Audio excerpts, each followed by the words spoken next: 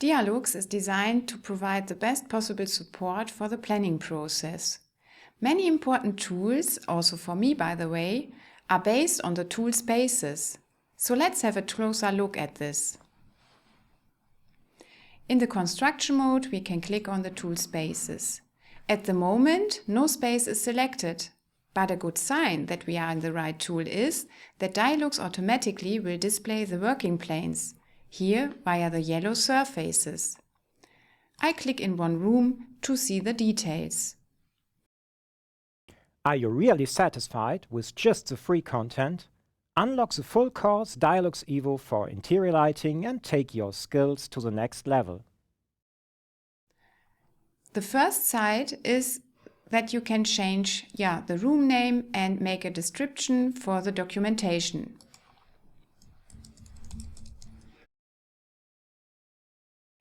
The next section is about the properties.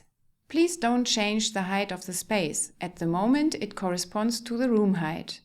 It is not necessary to change it here. But interesting is that we change the presetting. By default it is the office setting, but we need another utilization profile. Via Edit we can see the list. Choose the right standard and then the right utilization profile. Educational building, and then in this list, the first one for the classroom is okay. Now DIALux knows automatically that we need a visual task about 500 lux. More details about these profiles we will show in another video. The next section is about the working plane. You can decide if you want to see them and get the information for the documentation. I prefer to have this checkbox active. Then we have the name. This corresponds to the room name.